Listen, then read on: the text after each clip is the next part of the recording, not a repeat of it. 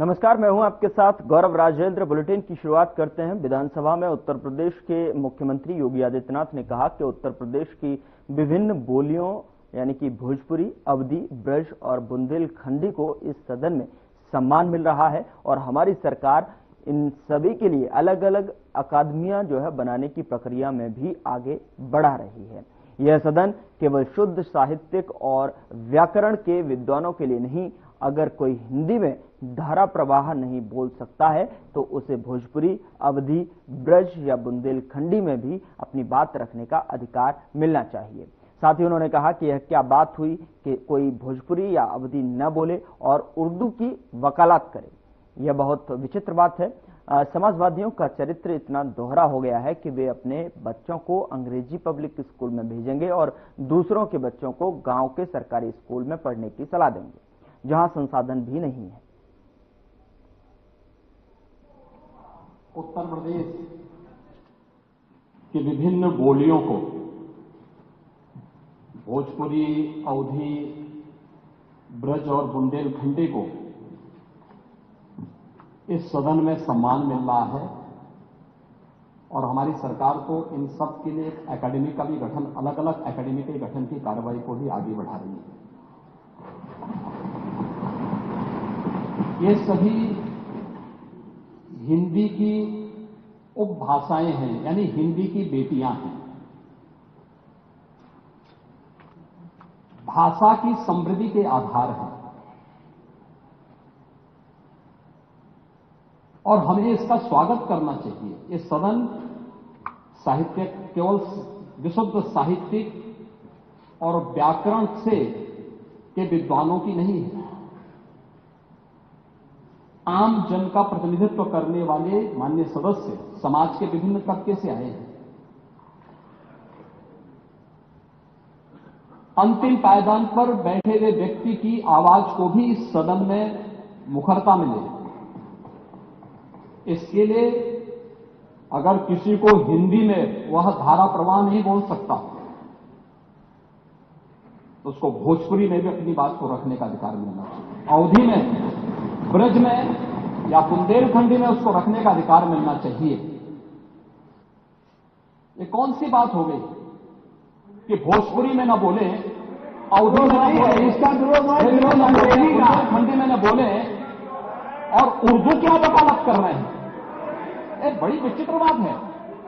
आप मुझे बताइए, मैं इसीलिए कहता हूं कि आप समाजवादियों का चरित्र ही इतना दोहरा हो चुका है, इतना दोहरा हो चुका है कि अपने बच्चों को भेजेंगे इंग्लिश पब्लिक स्कूल में और दूसरों के बच्चों को बोलेंगे कि एक गांव के उस विद्यालय में पढ़े जहां संसाधन भी नहीं है। ये दोहरा आचरण और जाकी रही भावना जैसी प्रभु मूर्ति देखी दिल जैसी, यह तो आचरण आप लोगों का है। इसीलिए आपने कल भी भोजपुरी का विरोध किया, अवधी का विरोध किया, बुंदेलखंडी का विरोध किया और आप लोग अपने दैनिक कार्यों में, दैनिक जीवन में इस प्रकार के आचरण के आदी हो चुके हैं। और इसलिए अध्यक्ष जी, इसका अभिनंदन हम लोग करते हैं और इन बोलियों को सम्मान मिलना चाहिए। इनके संरक्षण के लिए ही हमारी सरकार भोजपुरी अकादमी का गठन कर रही है, अवधी अकादमी का गठन कर रही है संत तुलसीदास जी के नाम पर। इसी के आधार पर ब्रज भाषा इतनी समृद्ध भाषा है। सूरदास जी ने अपनी सभी रचनाएं उसी भाषा में दी हैं।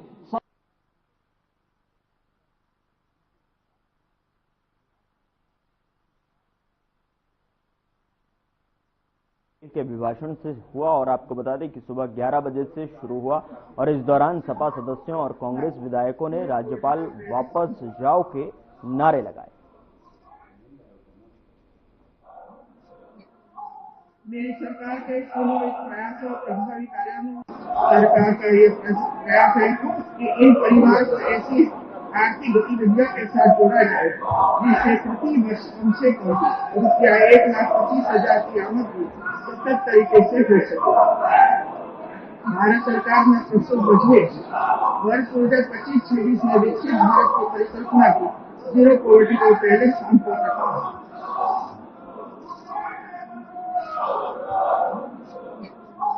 मेरी सरकार के सामूहिक प्रयासों और प्रभावी कार्यों में व सतत अनुश्रवण से उत्तर प्रदेश देश में विभिन्न योजनाओं में प्रथम स्थान पर है।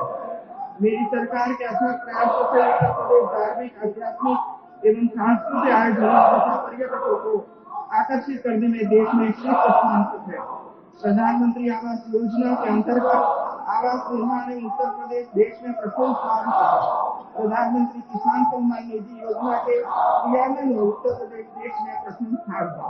प्रधानमंत्री उज्ज्वला योजना में 1,85 लाख गैस कनेक्शन देकर उत्तर प्रदेश देश में प्रथम स्थान पर। पीएम स्वनिधि योजना के अंतर्गत स्ट्रीट वेंडर्स को सर्वाधिक वोट देकर उत्तर प्रदेश देश में प्रथम स्थान पर है। स्वच्छ भारत मिशन में स्वच्छ शौचालय निर्माण कर उत्तर प्रदेश देश में प्रथम स्थान पर है। महिलाओं के विरुद्ध अपराधों में सजा दिलाने में उत्तर प्रदेश देश में प्रथम है। देश में उत्तर प्रदेश ऐसी स्टेट बना हुआ है। 15 लाख से अधिक सूक्ष्म लघु तथा मध्यम उद्योगों की स्थापना कर उत्तर प्रदेश देश में प्रथम स्थान पर रहा है। प्रधानमंत्री जन धन योजना के अंतर्गत उत्तर प्रदेश में 9 करोड़ 57 लाख खातों के साथ देश में प्रथम स्थान पर है। प्रधानमंत्री सुरक्षा बीमा योजना के अंतर्गत 6 करोड़ 52 लाख नामांकन के साथ उत्तर प्रदेश देश में प्रथम स्थान पर है। प्रधानमंत्री जीवन ज्योति बीमा योजना के अंतर्गत 2 करोड़ 28 लाख नामांकन के साथ उत्तर प्रदेश देश में प्रथम स्थान पर है। अटल पेंशन योजना के अंतर्गत 1 करोड़ 8 लाख नामांकन के साथ उत्तर प्रदेश देश में प्रथम स्थान पर है। अयोध्या में आयोजित उत्सव 2024 25 लाख 12,000 दीप प्रज्वलित कर पुनः ब्रह्मोत्सव का ध्यान दर्ज कराया।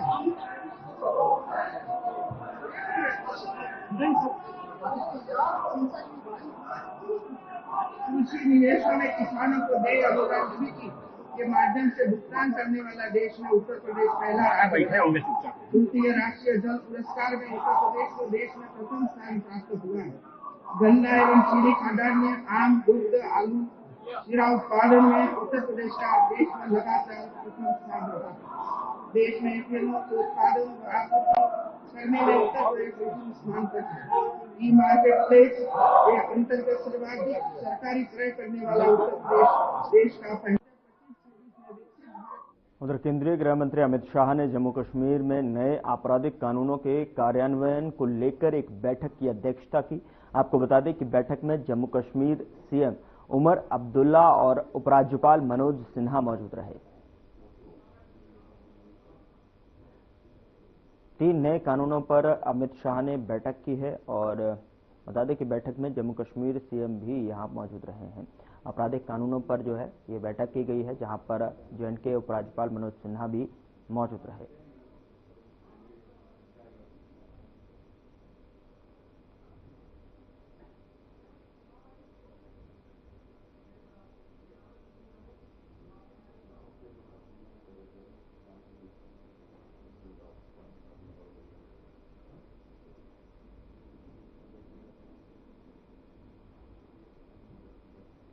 उधर त्रिवेणी संगम पर नितिन मुकेश ने जो है संगम में तट पर ज्योति से ज्योत जागते चलो गीत गाकर वोट का आनंद लिया है।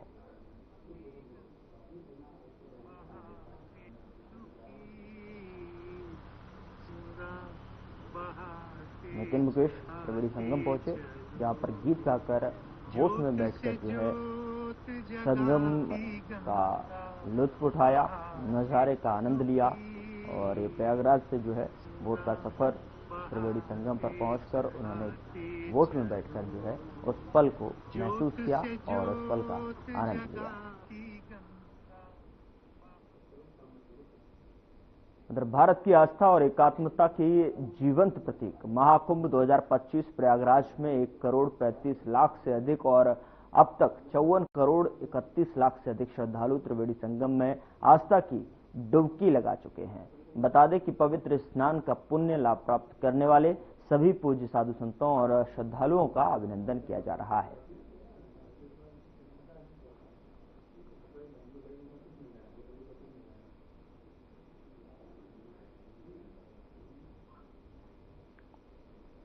महाकुंभ में श्रद्धालुओं का लगातार जमावड़ा देखने को मिल रहा है। चारों तरफ से जो है श्रद्धालु महाकुंभ की तरफ जो है जाते हुए नजर आ रहे हैं और ऐसे में जो है देश विदेश से भी लोग महाकुंभ की तरफ जो है पहुंच रहे हैं और वहां आपको बता दें कि 54.31 करोड़ श्रद्धालुओं ने अब तक स्नान किया है। प्रयागराज में महाकुंभ में श्रद्धालुओं का तांता लगा हुआ है।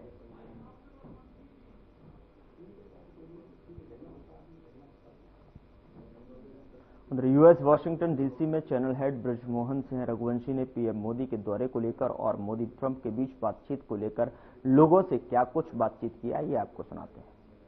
So we are standing over here in Washington DC. You can say this is world's not only one of the strongest, but it is the strongest country of the world actually. And we are in Washington DC. Just a day before, our Prime Minister Mr. Narendra Modi also visited over here and had a great meeting with Donald Trump, the Honorable President of America, and his colleagues. Now we have a very eminent guest over here, to whom we will ask and take some views about them. Sir, please could you just introduce yourself? Yes, I'm Leighton Gates. I'm from Woodbury, Minnesota. And so, what do you think about America, especially about this world scenarios, if you would like to have some views about it? Well, I think the opportunity in this country is immense and unlimited, really, and I think that's what makes this place so amazing. You look at this place, it's just the staple of what this country is all about. You have these beautiful monuments, you have these beautiful structures that have been built on the history of this nation, and it's all based on the idea and principle of opportunity. And you know, the President of America, Mr. Donald Trump, has been taking resume his office in the second time. What do you think, and what do you would like to say about him? Well, I think that his second presidency will be very effective and it'll bring a lot of great value to this country. His first one was the same, although he couldn't get that second re-election the first time around, and I think that actually hurt our country a lot. So. Actually, the Indian Prime Minister who has resumed the third time as a position of Prime Minister, and he came to over here to America. What do you think about Mr. Modi and about the relations with India and America?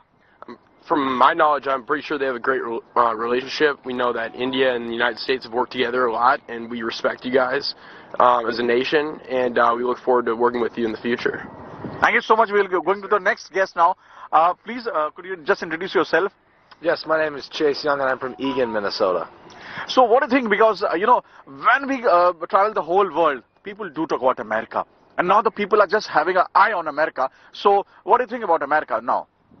I think America is a beautiful place, not just the scenery like we have here in Washington, D.C., but it's great for pursuing your dreams. The opportunities here to pursue whatever you really dream of, whatever it is you're passionate about, are basically unlimited.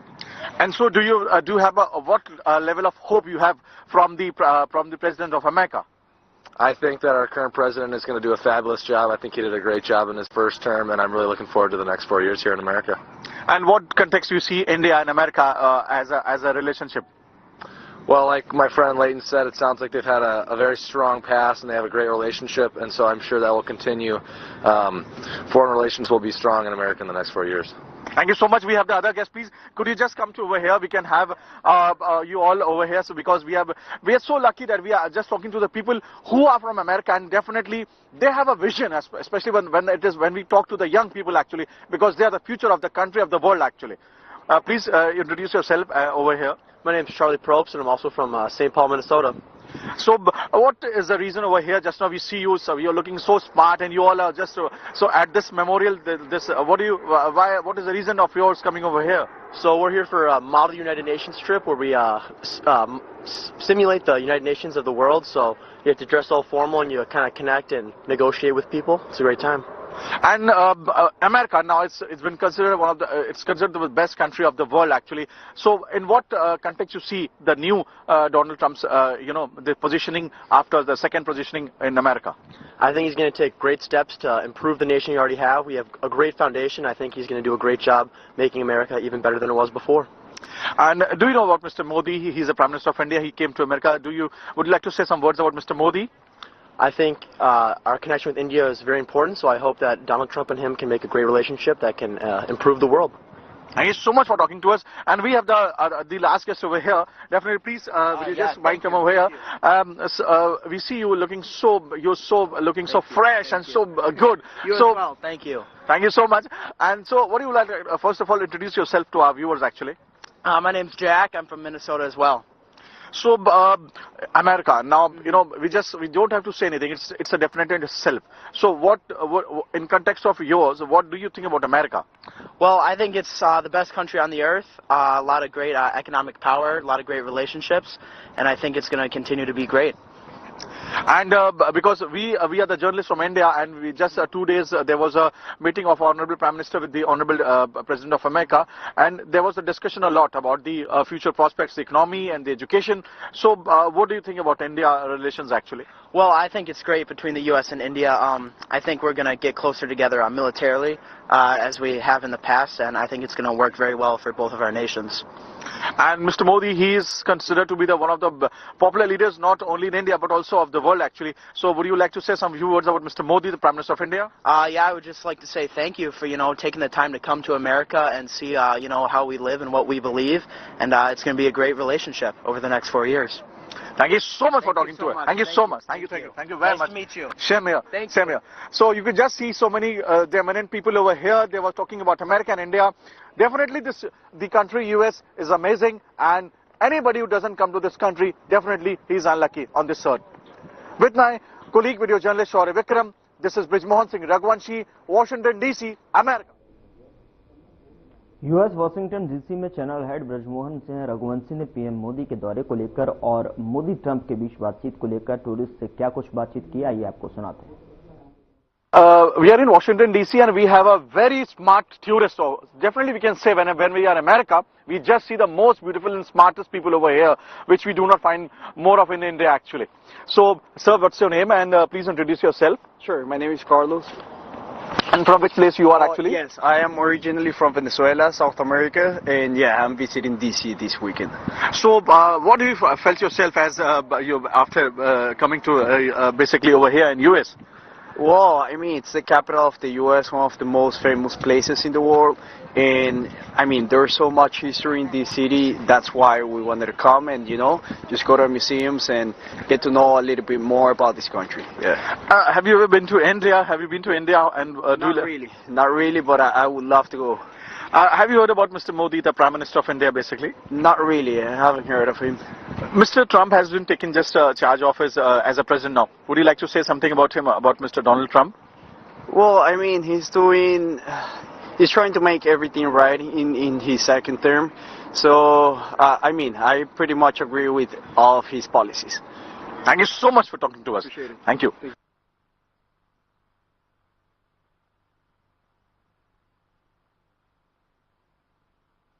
लेकर press conference की CM योगी ने कहा कि विधानमंडल की कार्यवाही प्रारंभ होने के साथ ही राज्यपाल की तरफ से सदन को संबोधित किया जाएगा. इसके बाद जो है कल से राज्यपाल के अभिभाषण पर सदन में चर्चा भी होगी. में चर्चा होती है.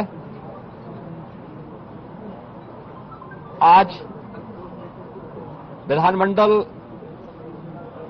की कार्यवाही प्रारंभ होने के साथ ही महामहिम राज्यपाल जी का महत्वपूर्ण अभिभाषण संवेद सदन को महामहिम राज्यपाल जी के द्वारा अपने अभिभाषण के माध्यम से संबोधन होगा.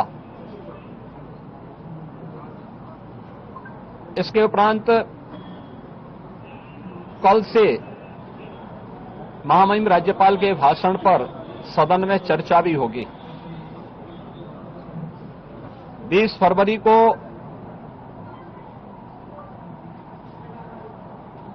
वर्ष 2025-26 का उत्तर प्रदेश का सामान्य बजट सदन में प्रस्तुत होगा. सदन 18 फरवरी से लेकर 5 मार्च तक के लिए प्रस्तावित किया गया है. उत्तर प्रदेश के इतिहास में ऐसे बहुत कम क्षण आए हैं जब इतने लंबे समय के लिए सदन आहूत किया गया हो, लेकिन सदन की कार्रवाई सुचारू रूप से संपन्न हो, यह केवल सत्ता पक्ष का ही दायित्व नहीं होता है, बल्कि विपक्ष का भी उतना ही महत्वपूर्ण दायित्व बनता है. सदन चर्चा परिचर्चा का एक मंच बने। उत्तर प्रदेश के विकास को लेकर के डबल इंजन की भारतीय जनता पार्टी की सरकार ने पिछले लगभग 8 वर्ष के अंदर जो प्रतिमान स्थापित किए हैं वह अभूतपूर्व है। उसकी झलक अभिभाषण के माध्यम से भी और सदन के अंदर चर्चा परिचर्चा के माध्यम से भी देखने को मिलता है। उत्तर प्रदेश के परसेप्शन में आए हुए व्यापक बदलाव देश और दुनिया के द्वारा उत्तर प्रदेश को आकर्षण का केंद्र मानते हुए जो वर्तमान में स्थितियां दिखती हैं, स्वाभाविक रूप से हताश और निराश विपक्ष इन मुद्दों पे चर्चा करने से भागने का प्रयास करता है, सदन की कार्रवाई में बाधा पैदा करने का प्रयास करता है। विपक्ष अगर सार्थक चर्चा को आगे बढ़ाने में मदद करेगी तो मेरा अनुमान है कि यह एक बहुत अच्छा सत्र, बजट सत्र हो सकता है, जिसमें अगले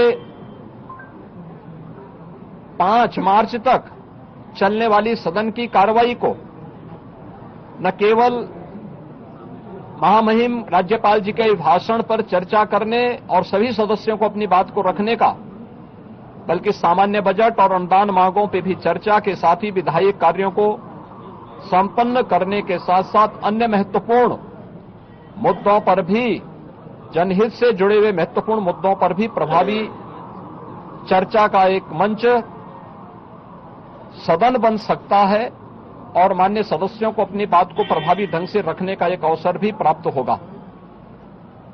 हम उम्मीद करते हैं कि हार की हताशा से परेशान विपक्ष अपनी इस खुन्नस को सदन पर नहीं उतारेगा। सदन की कार्रवाई को सुचारू रूप से संचालन करने में एक सकारात्मक योगदान की हम अपेक्षा करते हैं और मैं सरकार की तरफ से आश्वस्त करता हूं कि जिस भी मुद्दे पर,